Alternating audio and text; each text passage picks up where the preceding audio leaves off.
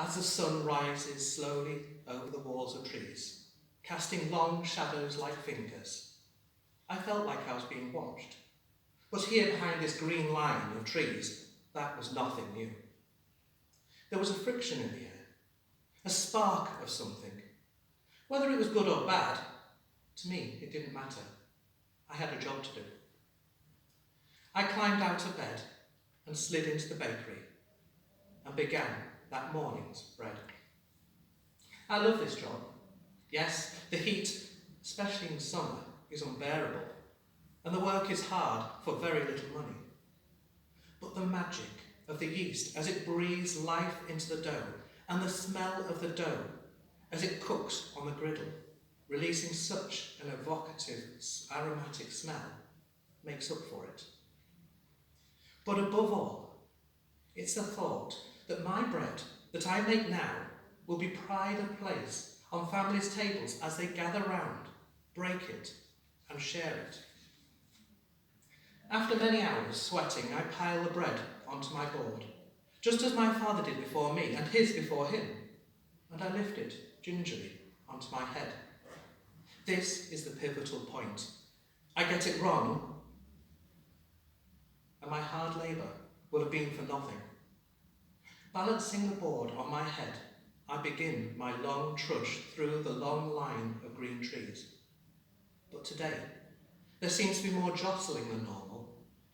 I'm used to having to wait as others freely pass.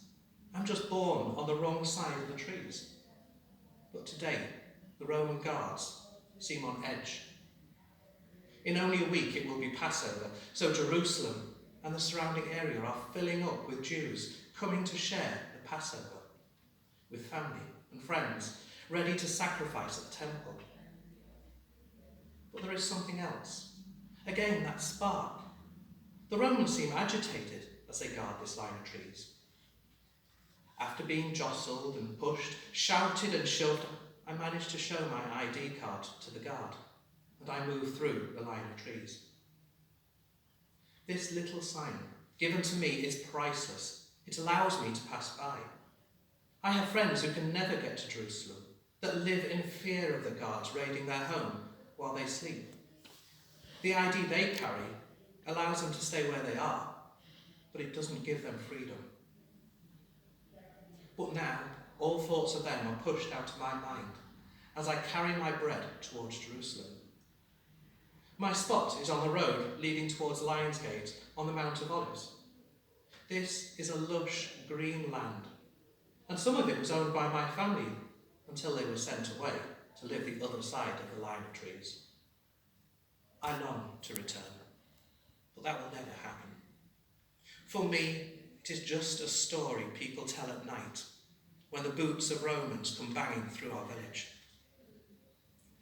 By now, the sun is climbing and the crowds are starting to arrive for the morning's shopping before it gets too hot.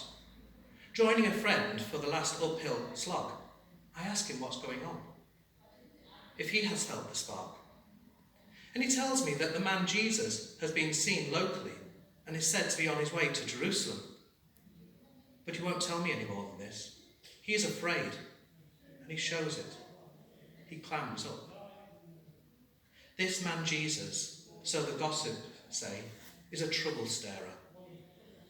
But I've heard other things, wonderful things, miraculous things.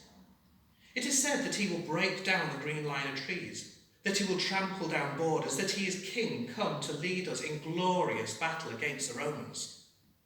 No wonder there's a spark in the air and an agitation through the trees. My village is not far from the place where Jesus is said to have been born. I finally arrive and place my tray of bread down on the pavement. The agitation is tangible and the crowds are pressing in. Great day to sell bread. I may get home early today. But as I look up, I can see a group of Pharisees watching us. They're stuck up. They won't like seeing me here. I keep my head down. But they're not looking at me. They're looking down the road.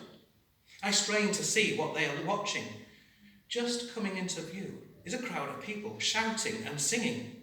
They're waving flags. No, not flags. They're waving palm branches.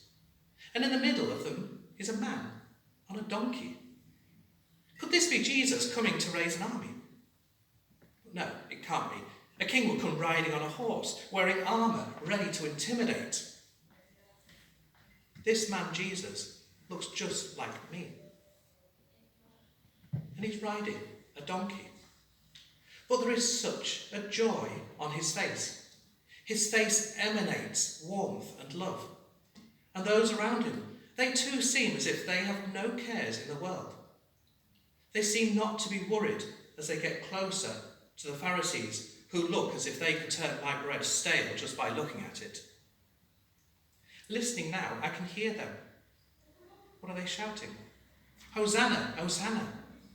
It's a song of triumphal joy. Others are now joining in too, but it will come to an end. The Pharisees have just stepped out into the road. No need for weapons. Their faces have halted the crowd. Jesus' time in Jerusalem will be short-lived if he even gets in. Stop what you're doing, barked Chief Pharisee. Tell them to be quiet. The Romans are now watching with agitated interest from the wall around the gate. This is going to get violent. So I choose to take my bread and find somewhere else to sell. But as I do, I hear laughter. Jesus is laughing. He's not afraid or intimidated. He calmly replies, saying that if they were quiet, the stones themselves would shout out. Then, laughing and smiling, he continues towards Jerusalem. But before he went, I reached out and gave him some bread. Could this be the man that will knock down walls and create a new empire? Doesn't seem possible. He's not like any king I know. Yes, he has authority, but he emanates joy and love, and he rides a donkey in peace, not a war horse. The strength he has isn't by force, it's something else. That spark, I realise, is in me. I don't know what to do. If I go on my way and continue selling my bread, I will be happy and safe. I'm not compelled to follow. But if I follow, what then? The Pharisees don't like him, and the Romans seem agitated by him. It wouldn't be an easy path to follow. Whatever I decide, I won't be the same. I've seen Jesus. That spark is in me. Just like my yeast bubbling up and the dough giving it life. If I tip one way, will it all be for nothing? Will it all be wasted? I don't know what to do. What should I do?